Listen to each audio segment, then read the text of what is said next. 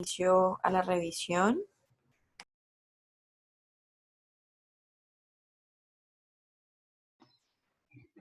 Bueno, hola, buenas tardes, ¿me escuchan bien? Sí ¿Aló? sí te escucho. ¿Sí? Vale. Bueno, mi nombre es Carol Isabel González, bienvenidos a todos, muchas gracias por estar aquí, muchas gracias a Assembly por invitarme a colaborar con esta revisión, me parece muy chévere lo que están haciendo. Bueno, yo soy de la Universidad Libre, soy ahorita médica interna en el Hospital Universitario del Valle, sin embargo, pues siempre he pertenecido a Simbra y lo quiero mucho, por eso estamos acá. El día de hoy entonces vamos a revisar lo que se denomina código morado, ¿sí? Sin embargo, digamos que como código morado no está institucionalizado en todos los hospitales, digámoslo así, uniformemente a nivel nacional, ¿sí? Entonces hoy por eso vamos a hablar de, ay, no me cambia la diapositiva, ¿cómo hago? Ya, de alerta de personas violentas, ¿sí? Sin embargo, cada que ustedes vayan a una institución, entonces tienen que revisar cómo está denominado, de qué color está asignado este código en la institución en las que ustedes pues van a estar, ¿listo? Porque es muy importante saber esto. Esta es una situación que yo creo que todos alguna vez, mientras estamos en la clínica ya practicando y los chicos de básicas, les va a tocar este tipo de situaciones, ¿no? Así sea mínimas, pero les va a tocar. Es nuestro contexto, es nuestra realidad en el país. Entonces creo que es importante que todos sepamos cómo actuar ante estas situaciones, ¿no? Entonces, todos los días vemos que salen y salen estas noticias. De hecho, hoy es mucho más frecuente que hace unos años, ¿cierto? Que amenazaron al médico, que mandaron a matar al médico, que los pacientes agredieran a los médicos. Últimamente, pues, vemos este tipo de noticias por todo lado, ¿no? Y son cosas que a uno lo angustian, porque uno sabe que uno va a salir a un rural a estar solo y que son situaciones en las que uno puede verse envuelto, ¿no? Entonces, comenzando con las definiciones de la OMS, ¿cierto? ¿Qué es violencia en el trabajo? Entonces, son aquellas situaciones o incidentes en los que las personas, en este caso nosotros como trabajadores del área de salud, somos objeto de malos tratos, amenazas o ataques en circunstancias relacionadas con nuestro trabajo, ¿cierto? Esto incluye el trayecto desde nuestra casa hacia nuestro trabajo también, no solamente en el sitio donde nos estamos pues desempeñando. Y esto implica una amenaza explícita o implícitamente a la seguridad, bienestar o salud. Sí, debemos entender que violencia no es solamente la parte física, sino también psicológica, ¿no? Entonces, digamos que este tipo de situaciones es mucho más común en los países latinoamericanos, ¿sí? La OPS ha estudiado esto mucho más de cerca, ¿cierto? Sabe que son situaciones que violan los derechos fundamentales de seguridad en el lugar del trabajo, ¿cierto? Y que es una violación ante el derecho internacional humanitario todo ataque o amenaza a personal de salud o a personales que pertenezcan a misión médica. Entonces, las agresiones al personal de salud constituyen un problema frecuente, como ya lo hemos mencionado en nuestro contexto, y tiene secuelas tanto emocionales como laborales, ¿cierto? Alteran la calidad del servicio prestado y, por ende, alteran la salud pública de toda la población. Entonces, la OPS en el año 2006, que fue el último estudio que ellos realizaron respecto a esto, cogieron a 20.000 profesionales de la salud, incluyendo enfermeras, fisioterapeutas, todos los que trabajan en el área de la salud en países latinoamericanos de habla hispana, ¿cierto? El 66.7% de los encuestados refirió haber sufrido algún tipo de agresión en el lugar del trabajo. Eso es muchísimo, eso es más de la mitad. La mayoría de los profesionales que refirieron esto son médicos y enfermeras, ¿sí? El 11.3% recibió una agresión física. En el 30% de los casos tuvieron que suspender las tareas. Esto es una cifra altísima. La OPS hizo este mismo estudio en el 2004. El resultado en el 2004 fue de 54.6%. Es muchísimo lo que se ha aumentado, ¿cierto?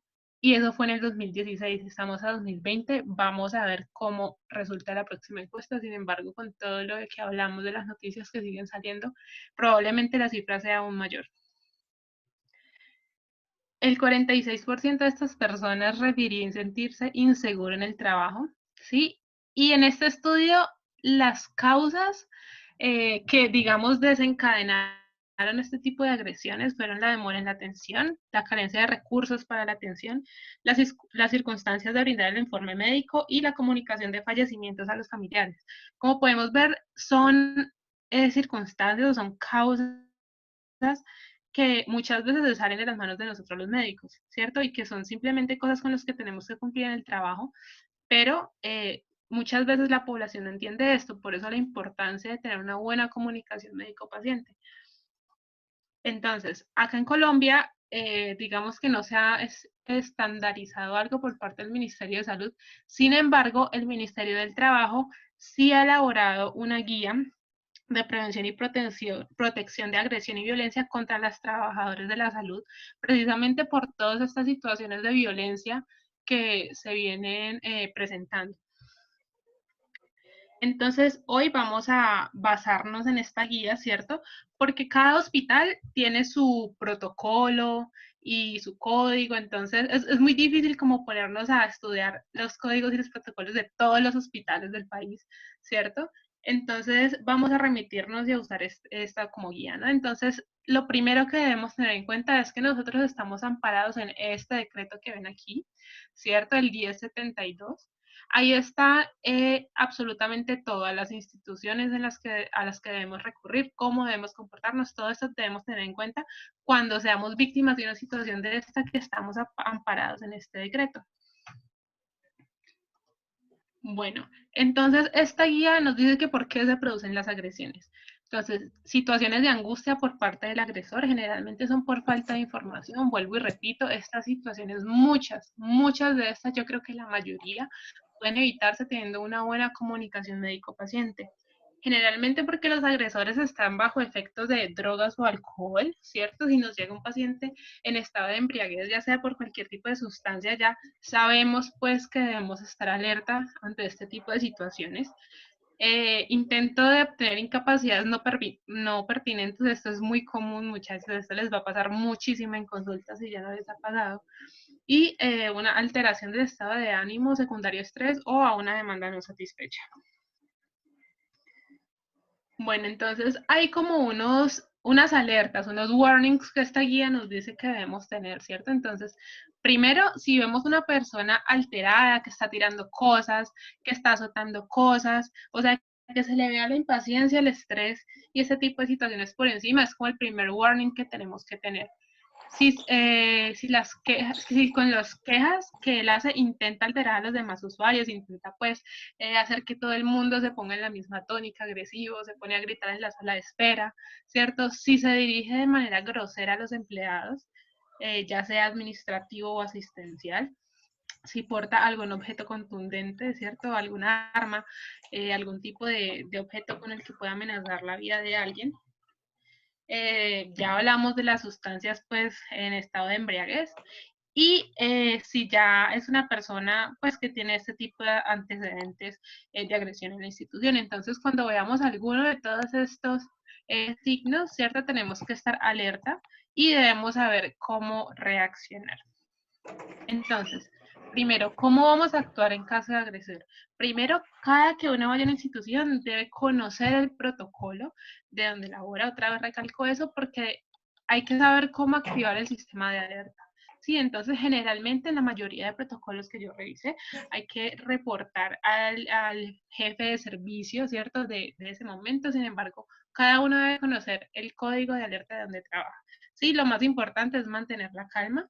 Es difícil ante algunas situaciones, pero cuando nosotros reaccionamos con agresión ante una persona violenta, esto va a empeorar la situación del agresor, ¿cierto? Entonces, intentar mantener la calma por difícil que sea.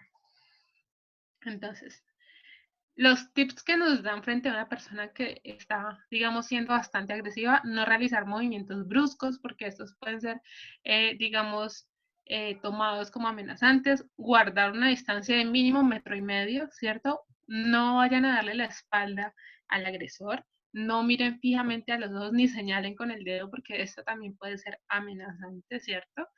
Hay que estar, pues mantener el estado de alerta, un tono de voz adecuado, no vamos a empezar a gritar así la persona venga a gritarnos a nosotros. No vamos a discutir con esta persona que está agresiva, ¿cierto? No vamos a responder sus amenazas con más amenazas, pero tampoco vamos, digamos, a darle todo lo que le esté pidiendo o todo lo que esté demandando como por salir de la situación. No, esa tampoco es, digamos, la conducta a seguir. Entonces hay que recordar que siempre, siempre, siempre, primero está la vida de ustedes, después la del equipo médico, ¿cierto? Primero deben protegerse ustedes. Ya después ahí miran la vida de los demás pacientes, de las personas que estén pues ahí con ustedes, ¿cierto? Y no intenten controlar al agresor, no se le vayan a tirar encima, a intentar pues amarrarla, ponerle una camisa de fuerza, doparlo, no. Entonces esto se le deja al personal de seguridad y a la policía o a las personas a las que pues, les sea asignado según el protocolo donde ustedes trabajen. Pero lo más importante, chicos, es que siempre van primero ustedes, ustedes y ustedes. Entonces, debemos solicitar la presencia de la policía, ¿cierto? Debemos, independientemente de lo que digan los protocolos, siempre debe llamarse a la policía. Ellos tienen un código para actuar en estas situaciones, ¿cierto? Después vamos a abrir, después de haber alertado a la policía, vamos a ir a brindar apoyo inmediato a la persona que esté siendo agredida en caso de que sea algún compañero de ustedes, ¿sí? Debemos retirar la persona digamos, del escenario en el que pasó esto para poder brindarle la atención necesaria. Siempre vamos a reportar a la ARL. La ARL es lo que nos protege en los riesgos laborales, ¿cierto? Todas las que son agresiones cuentan como un riesgo laboral, ¿cierto? Y esto debemos reportarlo. La ARL generalmente cubre e indemniza o presta el servicio y la atención en toda la, digamos, la parte de los incidentes laborales por violencia, ¿cierto? Entonces, siempre, siempre debemos informar e incluso las ARLs tienen un protocolo cuando pasa eso. Entonces, ustedes lo que tienen que hacer es saber cuál es el teléfono de la ARL en la que ustedes están afiliados. Incluso como estudiantes también nosotros tenemos una ARL, tienen que tener ese teléfono y llaman, siempre, siempre deben reportarlo. Entonces, debemos reportar a la EPS el comportamiento de la persona, ¿cierto? Mirar a qué EPS está afiliada esta persona y reportar el comportamiento. Debemos poner una denuncia, ¿cierto? Una denuncia legal, un documento legal. Brindar acompañamiento psicológico a la persona agredida o si son ustedes deben buscar acompañamiento psicológico. Ya dijimos que este tipo de agresiones tienen secuelas emocionales que también van a tener un impacto en cómo ustedes van a seguir prestando el servicio de salud y esto va a perjudicar, digamos, la salud pública de cierta población, de la población que ustedes estén atendiendo. Entonces, siempre, siempre, siempre, por más leve que ustedes crean que haya sido, busquen acompañamiento psicológico. Y registrar la agresión, generalmente en los protocolos se dan los formatos que hay que llenar, los documentos que hay que llenar cuando esto pasa, entonces pues es lo que debemos hacer. Listo, chicos, eso era todo. Es una revisión corta, es lo que nos dice la guía que debemos hacer en este tipo de situaciones. No sé si tengan alguna pregunta, si quieran aportar algo, algún tipo de experiencia o de los que ustedes hayan sido víctimas, digamos, en prácticas en las instituciones.